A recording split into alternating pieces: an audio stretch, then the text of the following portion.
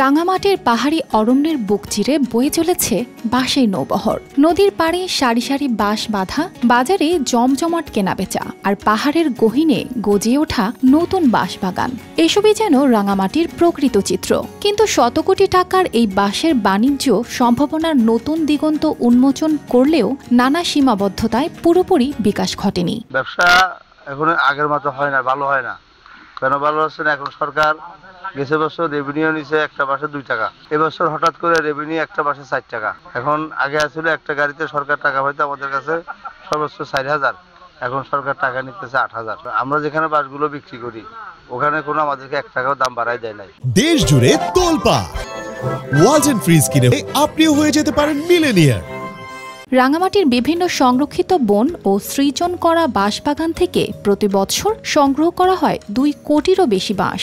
এর বাজার মূল্য প্রায় 100 কোটি টাকা। প্রধান উৎপাদন এলাকা হল বাঘাইছড়ির কাঁচালং, সিজক ও নারাইছড়ির সংরক্ষিত বন। এরপরই রয়েছে কাউখালী ও নানিয়ার চর, বরকল, জুরাছড়ি, বিলাইছড়ি, রাজস্থলী, সদর ও কাপ্তাই এলাকাগুলোতে বাঁশের ব্যাপক চাষ হয়। এগুলো তো আমাদের মনে করেন নিজস্ব জমির বাস, এগুলো ডেলি লেবার নিয়ে কাইতে নিয়ে আসি আর কি। এগুলো মুলি বাস বলে এগুলোকে। আর এগুলো এখানে রিট চলতেছে 25 টাকা 22 টাকা এরকম সাইজ বুঝে আর কি।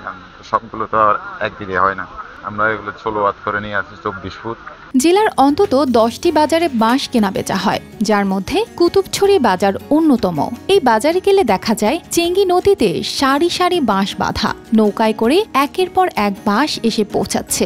এসব বাঁশ মূলত নানিয়ারচর, বগাছড়ি ও ঘিলাছড়ি এলাকা থেকে নিয়ে আসা হয়। সবচেয়ে বেশি উৎপাদিত হয় মুলি বাঁশ, যা আকার ভেদে 22 টাকা থেকে 150 টাকা পর্যন্ত বিক্রি হয়। 1.5 কোটির কাছাকাছি যাবে আমাদের এই বাঁশ আহরণ রাঙামাটি থেকে। এবং এই বাঁশগুলো আসলে দীর্ঘদিন কিন্তু সরকার রাজস্ব বাড়ায়নি, অর্থাৎ গত 24 বছর পরে কিন্তু এই 2 যুগ অনেক সময় কিন্তু এই রাজস্বটা বাড়ানো হয়েছে, এবং সেটিও কিন্তু বেশি না। ব্যবসায়ীদের দাবি, একসময় বাঁশের ব্যবসা আরও লাভজনক ছিল, কিন্তু কর বৃদ্ধির ফলে তাদের লাভ অনেকটাই কমে গেছে। ফলে সরকার প্রতি বছর প্রায় 6 কোটি টাকা রাজস্ব পেলেও ব্যবসায়ীদের জন্য এটি চ্যালেঞ্জ তৈরি করছে। বাঁশের বাজারে আপনার সরকার যেভাবে রেভিনিউ বাড়াই ফেলছে, এখন বাঁশ বিক্রি করতে গেলে কিনের সাথে বেচার সাথে কোনো রকম মিলে না, সবকিছু মিলে যায় এখন আমাদের একটা লেজা গোবরের অবস্থা। এত সম্ভাবনার পরও বাঁশ শিল্পের বিকাশ বাধাগ্রস্ত হচ্ছে পরিকল্পনার অভাবে।